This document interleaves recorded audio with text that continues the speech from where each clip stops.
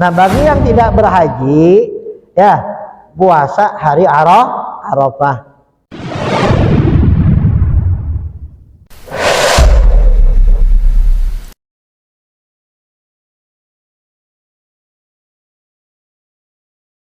Nah, ini 1 tahun ke depan kita belum berdosa, tapi sudah dihapus oleh Allah. Maksudnya apa? Penghapusan dosa 1 tahun yang akan datang, kata ulama, kita dijaga dari perbuatan maksiat, dijaga sama Allah. Kalaupun terjadi maksiat, Allah akan berikan taufik untuk segera bertobat, dan tobatnya langsung diterima oleh Allah Subhanahu wa taala. Itu makna arti dari penghapusan dosa 1 tahun yang akan datang. Jadi Allah jaga dari maksiat. Kalaupun terjadi maksiat karena diri kita selalu mengikuti hawa nafsu, mengikuti syaitan dan sebagainya, Allah akan berikan taufik dan untuk bertobat, ya, dan tobatnya langsung diterima oleh Allah Subhanahu wa taala. Ya, mudah-mudahan Allah panjangkan umur kita, sehat walafiat, kita bisa puasa di hari Arafah. Ya, kalau nggak bisa 10 hari, 4 hari, Kamis, Jumat, Sabtu, Ahad. Kalau nggak bisa Kamis, Jumat, Sabtu, Ahad, Ahadnya saja. Jangan sampai kagak. Ya, bahkan kata ulama, orang yang puasa hari Arafah ada kabar gembira, dia akan panjang umur. Kenapa? Karena janjinya Allah melalui Nabi Muhammad, penghapusan dosa 1 tahun. Ya, penghapusan dosa 1 tahun. Nah, kalau dia meninggal dunia di pertengahan tahun, nggak ada penghapusan dosa. Terus bagaimana, kata ulama? Kalau toh memang ajalnya dia tahun berikutnya, Allah akan lupakan dia untuk puasa Arafah. Ini jangan lupa, ya, biar panjang umur. Takutnya yang lupa puasa, tapi bukan patak 100% ya, itu hanya ya sebuah tanggapan dari para ulama, karena melihat hadis ini kan 1 tahun ke depan, berarti sampai tahun berikutnya, sampai ketemu hari Arafah, ya, maka ada kabar gembira dalam hadis ini, ada panjang umur. Yang mudah-mudahan kita terus panjang umur oleh Allah Subhanahu wa taala. Yang penting panjang umur, amalnya baik, ya, kata Nabi,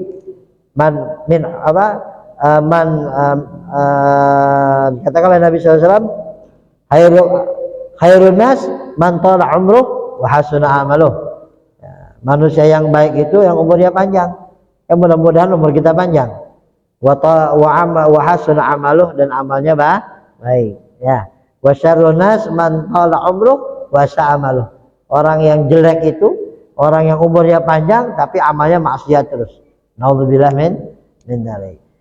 Ya, selain itu, ya, kita dianjurkan pada hari-hari ini juga untuk banyak membaca zikir. Nah, la ilaha illallah ada di ayyamid duhur, la ilaha illallah ada di syahri wal suhur, ada di ayyamid duhur dan sebagainya. Nah, itu kita dianjurkan untuk banyak baca zikir kepada Allah Subhanahu wa taala, karena Rasulullah pun mengatakan hadhil ayam yaumat takbir wa tahmid wa tahlil. Hari-hari ini adalah hari untuk membanyak takbir, memperbanyak tahmid, memperbanyak tahlil. Bahkan ketika kita melihat hewan kurban, kita disunahkan untuk membaca talbiyah. Ya, membaca talbiyah Allahu Akbar, Allahu Akbar, Allahu Akbar. Jadi selain dari ibadah puasa, kita juga banyak berzikir kepada Allah Subhanahu wa taala. Sampai melihat hewan kurban saja kita disunahkan untuk tarbiyah. Ya, Allahu Akbar, Allahu Akbar, Allahu Akbar, la ilaha illallah, Allahu Akbar. Sehingga takbir ini, ya, kalau berbeda dengan takbir hari Idul Fitri.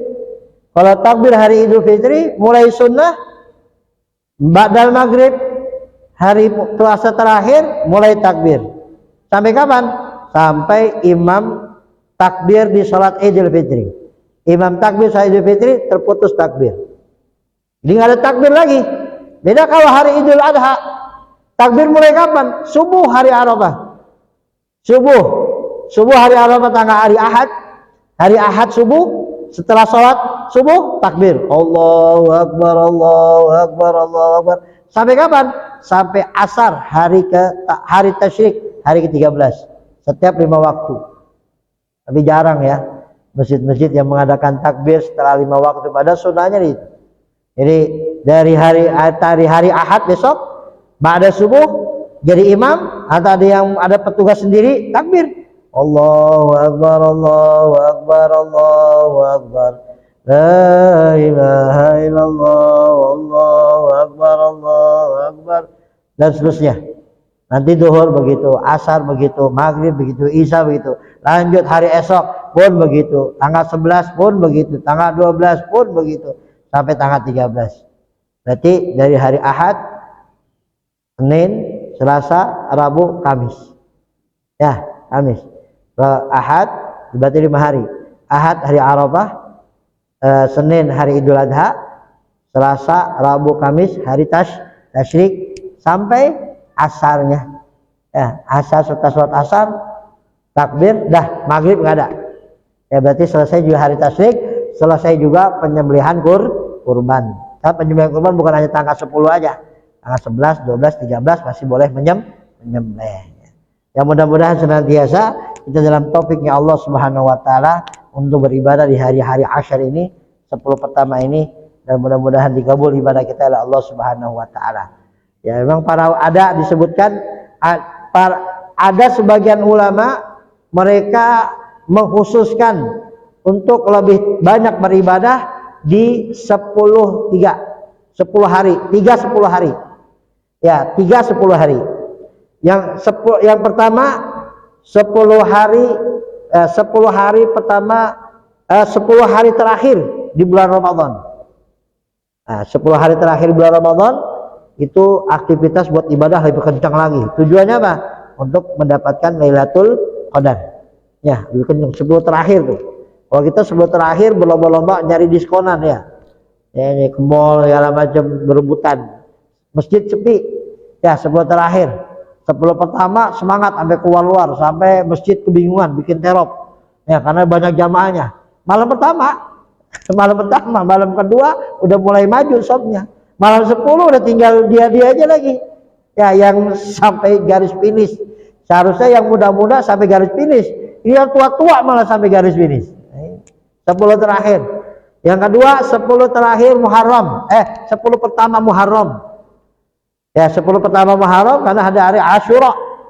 Ya, 10 pertama Muharram. Kemudian yang ketiga 10 pertama Dzulhijjah. Ini mereka khususkan 3-10 ini untuk lebih banyak beribadah kepada Allah Subhanahu wa taala. Ya tentunya apa ya? Untuk meraih ridha Allah, meraih cinta Allah, meraih ampunan Allah, meraih derajat dari Allah dan sebagainya. Karena keutamaan kemuliaan Allah berikan di bulan ini di 10 tersebut ya. Kalau 10 Muharram ada hari Asyura, 10 Dzulhijjah ada Idul Adha, ya 10 terakhir ada Lailatul Qadar. Ya mudah-mudahan Allah berikan kita taufik untuk senantiasa beribadah kepada Allah Subhanahu wa taala. Amin ya rabbal alamin.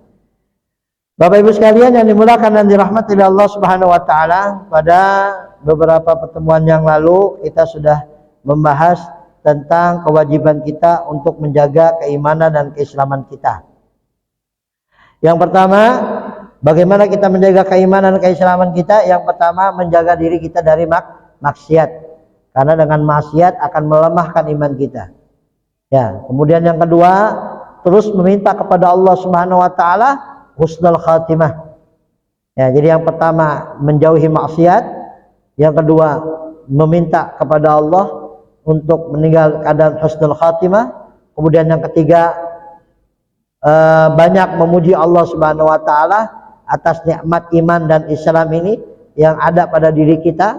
Kemudian yang terakhir ada rasa takut untuk ditutup dalam keadaan su'ul khatimah. Jadi 4 itu. 4 biar kita husnul khatimah, jaga diri dari maksiat karena maksiat adalah melemahkan iman. Yang kedua banyak meminta husnul khatimah kepada Allah. Yang ketiga banyak bersyukur kepada Allah atas nikmat iman Islam kita. Ya, kemudian yang keempat kita punya rasa takut ya, untuk meninggal dalam keadaan su'ul khatimah. Nah sekarang kita akan masuk pada hal-hal yang menyebabkan meninggal su'ul khatimah. Qala radhiyallahu anhu wa nafa'ana bihi bi'ulumi fid dar amin. Wa alam annahu katsiran ma yuhtamu bisu lil ladzina yatahawanu bis salatil mafruḍah. Ketahuilah, kata Abdul Haddad, kebanyakan orang meninggal dalam keadaan su'ul khatimah adalah orang-orang yang melalaikan sholat 5 waktu. Melalaikan belum tentu meninggalkan, bisa jadi dia masih mengundur-undurkan. Nanti duhur masih lama, baru juga duhur, tar dulu aja ntar. Ya, ntar sampai mementok asar baru sholat. Ini melalaikan. Ya, wawailul lil musallin alladzina hum an salatihim sahun. Apa kata sahun? Orang yang menunda-nunda sholat. Nanti sampai mentok duhur mau habis baru sholat. Nah ini, ya, kita dituntut untuk menjaga 5 waktu sholat tersebut dengan baik. Di antara yang jaga dengan baik aja, yang baik itu menjaga pada waktunya. Yang paling utama adalah di awal waktu. Ya, di awal waktu jaganya. Jadi kenapa? Karena ketika datang awal waktu, disitulah keutamaan yang besar dari Allah Subhanahu wa Ta'ala. Maka di awal waktu ini, orang-orang sebagian dari kaum muslimin, mereka berbondong-bondong untuk melaksanakan awal waktu. Ya, dikatakan awalul waktu ridhollah. Awal waktu itu ada ridho Allah dalamnya. Ya, kenapa enggak kenapa ada ridho Allah? Ya karena Allah senang ketika Allah memanggil kita, Allah berharap kepada kita untuk datang, kita datang. Ya, Allah memanggil kita dengan suara azan muadzin, kita datang. Nah, Allah senang sehingga Allah ridho sama kita. Ini dipanggil-panggil. Masjid Manarul Islam azan selesai. Masjid Asyhada misalkan azan selesai. Masjid ini hujan selesai. Semua pada manggil. Kitanya santai-santai aja. Yang nonton TV asik nonton TV. Yang dengan aktivitas ini itu dia aktivitas ini itu sebagainya. Padahal semua masjid manggil.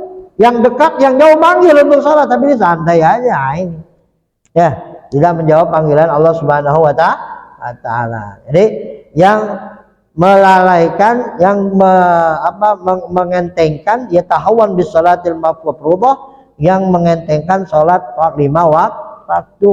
Ya Allah kasih sholat kita 5 waktu saja. Ya Allah ngasih kita 5 waktu saja. Coba Allah kasih 50 waktu, gimana kira-kira? Ya sebagaimana dalam hadis Isra Mi'raj itu, Nabi ngasih 50 waktu. Berapa menit sekali kita sholat? Enggak, waktu cuma 24 jam. Ya, coba kalau ngasih 50 waktu, udah nggak bisa kesempatan kita kerja, nggak ada kesempatan buat sama anak istri, nggak bisa jalan-jalan.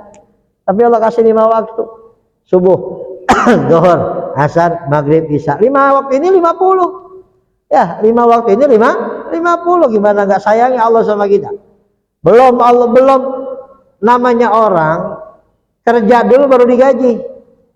Ya, kerja dulu baru digaji.